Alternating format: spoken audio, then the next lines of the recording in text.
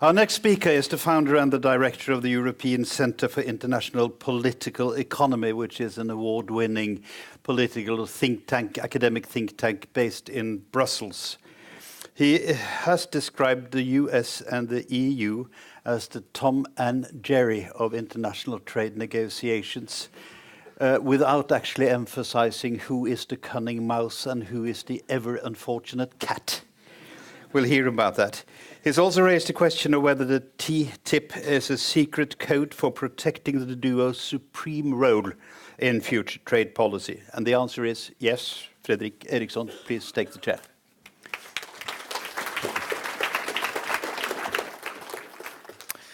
Thank you so much for that, and thank you for a very good introduction. I'm not going to speak about Tom and Jerry. I'm actually going to leave it to you to decide who is who in that great fight between United States and Europe in defining what type of rules and regulations that are going to define trade policy in future. As a spoiler alert, I can add that I don't think they are fighting that much. I think they have much more to gain by collaborating with each other rather than fighting each other, but they come with a long history of having been the two major sources of production and trade in the world, and are the two players that have fought against each other most intensively in 60, 70 years of international trade policy. I'm going to talk about trade in a larger political context. And I noticed that the program has a lead up about sort of increasing politicization of trade and what sort of political context that we're going to find ourselves in the future. We heard the previous speaker talking about Adam Smith and David Ricardo. If we go back to the idea of free trade or free trade that was born not just in Scotland in the 18th century, but around the world at that time, their ideal version of a trade agreement would look like this. A blank page. Perhaps you could put one sentence on that page, which is, we are going to respect the rule of law. That would be the ideal trade agreement in the 18th century. Now, compare that with the Trans-Pacific Agreement, the 12-country trade agreement that the text of that agreement was launched yesterday. Now, who would like to come up with a bet about how many pages does this trade agreement add up to? 1,120. Wrong. Another guess. Wrong. Come on, you need to add more pages. I mean, you're far away from it. 42,000. Oh, well, not that much, but 6,600 pages. That's the size of a trade agreement between 12 countries negotiating what should be about free trade. So why do you need 6,600 pages in order to agree on that? Well, for the simple reason that, firstly, trade is political. It's part of a deep and entrenched political system, in this case in 12 countries.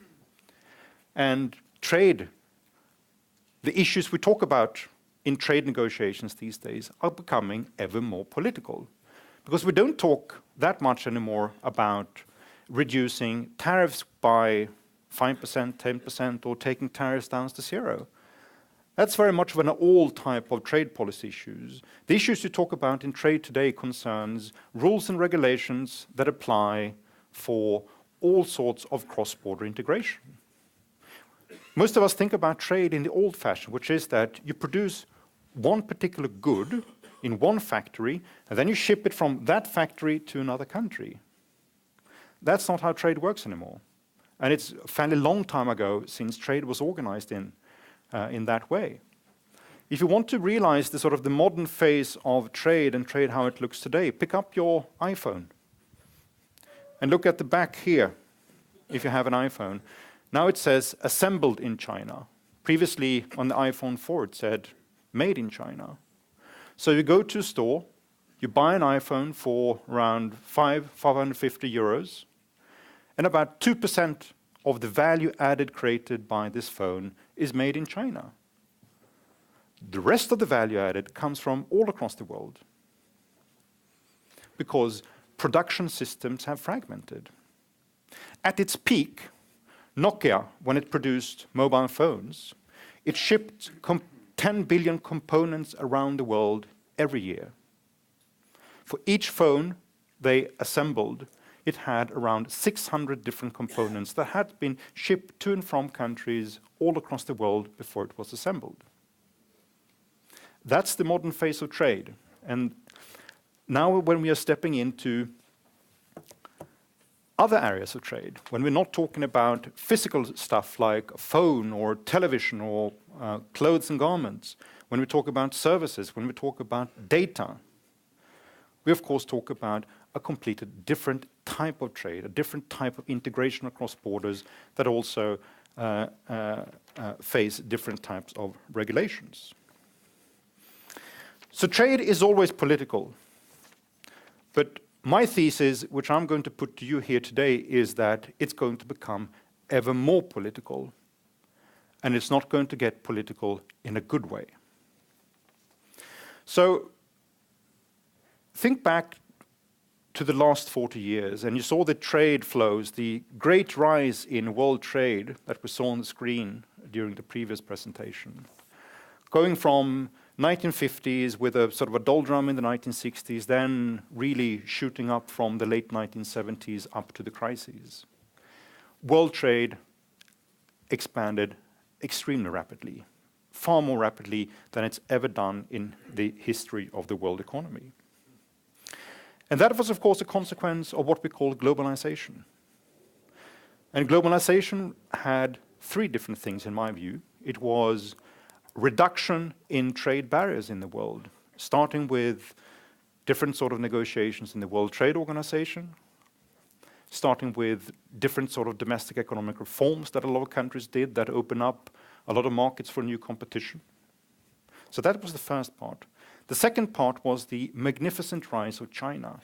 You can say the magnificent rise of many other emerging markets in the world as well, but all of them are being superseded by China by a factor of 10, 100,000, I don't know. Because the past 20 years, the rise in world trade is largely a story about China.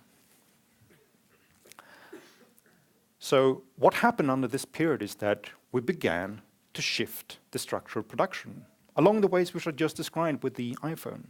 How we fragmented production, we sliced up different parts of the supply chain and the value chain in order to benefit from cost and comparative advantages of different parts of the world. And of course, by getting closer to a lot of new customers that arose in Asia.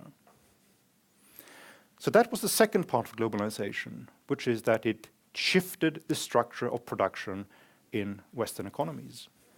The third part was about ideology and how we, on the back of the collapse of Soviet communism, the end of the Cold War, began to develop ideas, in my view, very good ideas that turned out to be fantasies.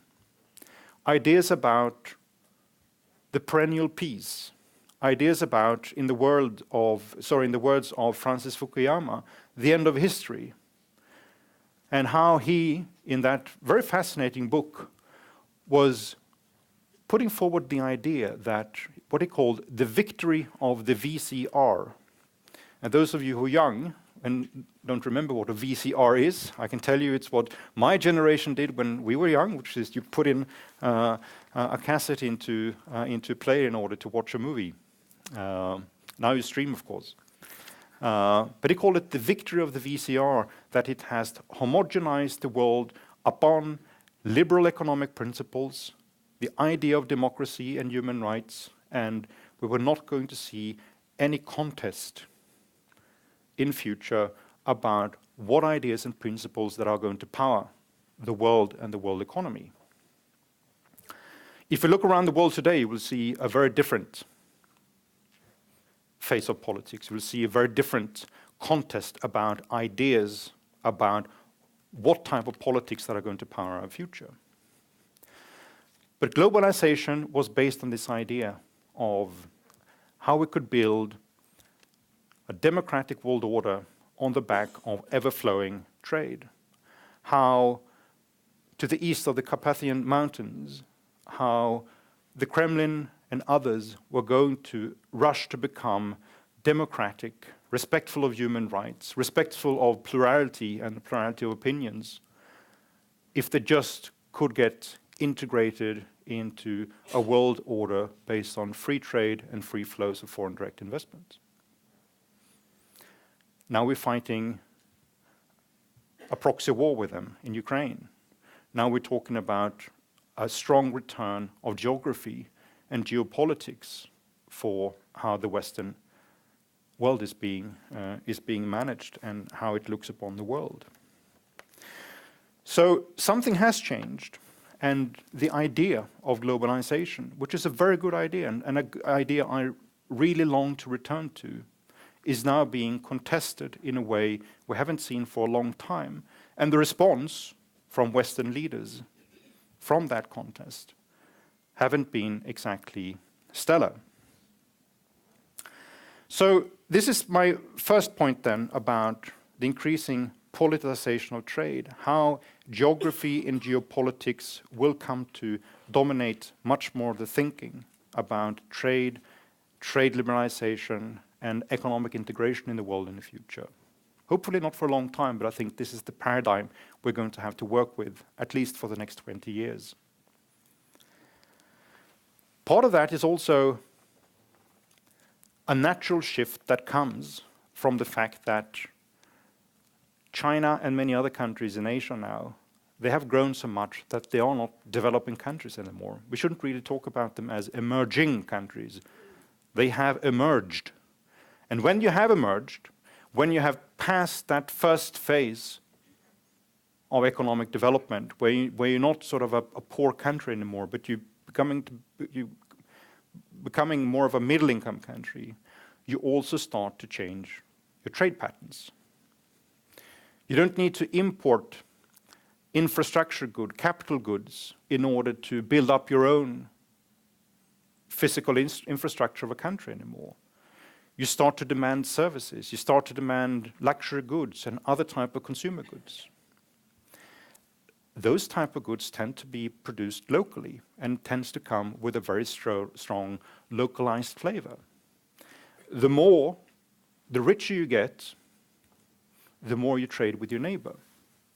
So think about it like this.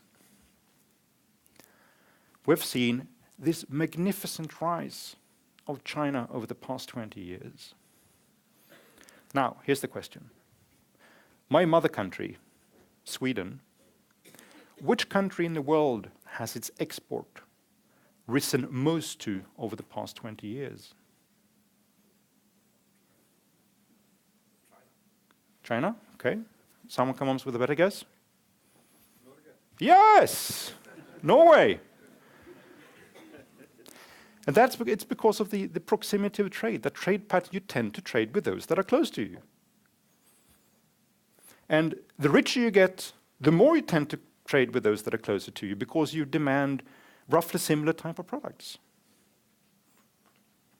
So we're seeing this proximity shift in Asia's trade right now, which is that they're not decoupling from the West, but they're becoming ever more localized and regionalized in their trade. So all of them who bank on a European and American economic future where they're going to get rich on exporting or importing more with these type of countries, that's going to be a difficult proposition. That was a very good way of rising your economic profile in the past 20 years, but it's not going to be like that for the next 20 years because of this shift of trade. So an increasing role of geography has not just to do with politics, it also has to do with economics and natural flows in the economy. My second point is about regulation and how we've seen a proliferation of new types of regulations in the world economy that simply cannot be married with openness and strong patterns of integration with the rest of the world. A good example is data, and how cross-border flows of data are increasingly important in order to power all sorts of trade, all sorts of production in the world economy today. But there is no functioning agreement in the world that deals with cross-border flows of data. There was one called the EU-US Safe Harbor Agreement, which was struck down by the European Court of Justice just a couple of weeks ago. And few people didn't really notice that, but it's like, dropping a nuclear bomb in not just future, but in current patterns of economic integration across the border. Because cross-border flows of data are the bloodstream of how the world economy works today. And it's not for bad reasons that we don't have any international agreement on cross-border flows of data. It's because of highly legitimate reasons, that we want to protect privacy, that we want to have strong data protection in order to make sure that data isn't going to be mismanaged.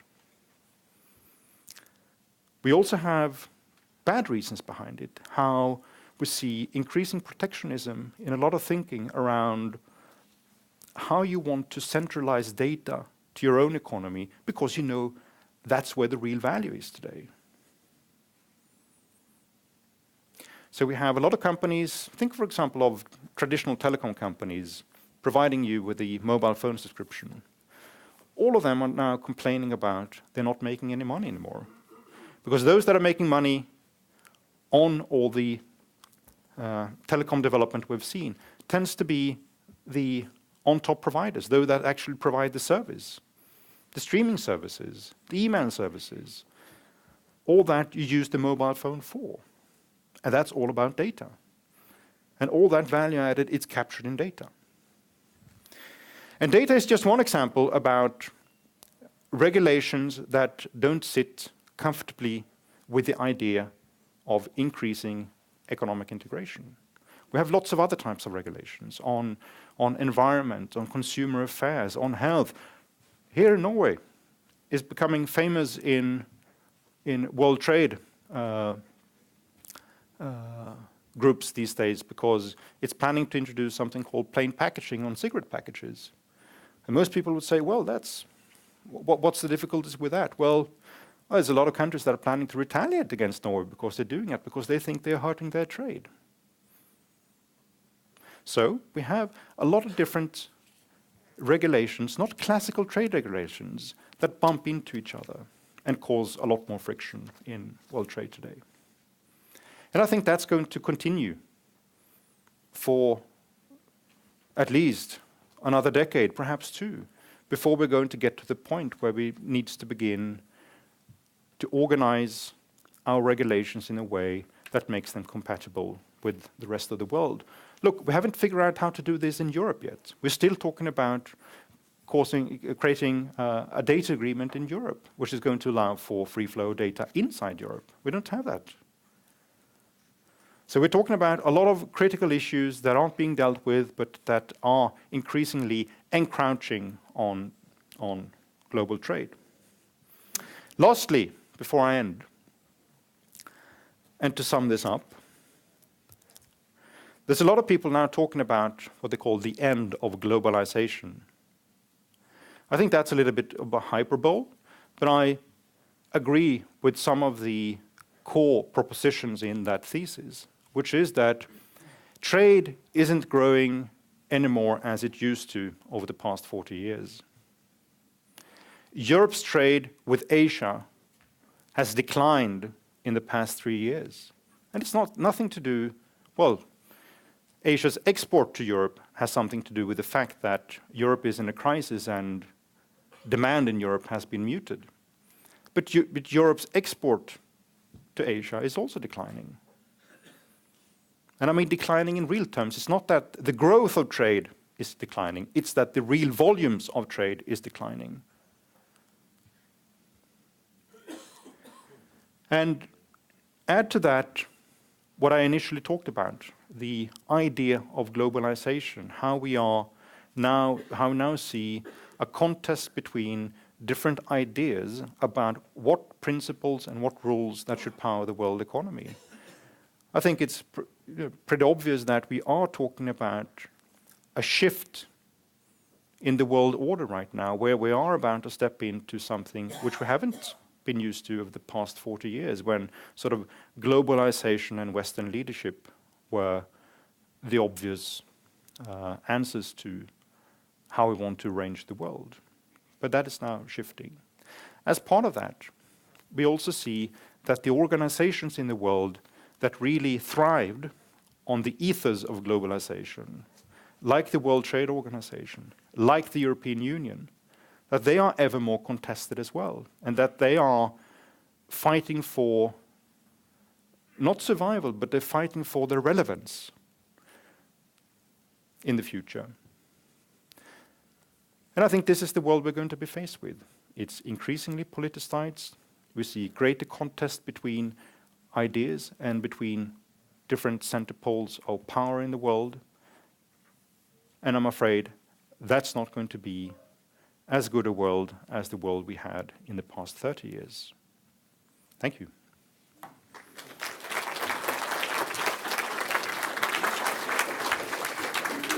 Yeah. Fredrik Erixon, thank you for your excellent and actually quite eye-opening analysis of the dynamics and the present-day situation in international trade. A bit chilling, isn't it? Oh, tackar. Tackar. Ja. Tack så mycket. Not a white envelope this time. We've made a choice for him actually, book-wise. Yes. Should I tell him should I tell what's inside the packet? You may. It's a novel by Jo Nesbø. Jo Nesbø, ja. Yeah. Thank you. Jag har alldeles just läst Min kamp av Knausgård. Ja. Bind 1, 2, 3, 4, 5, 6, 7, 8, 9. Trea är inne på trean. Ja. Okej, tack. Tack.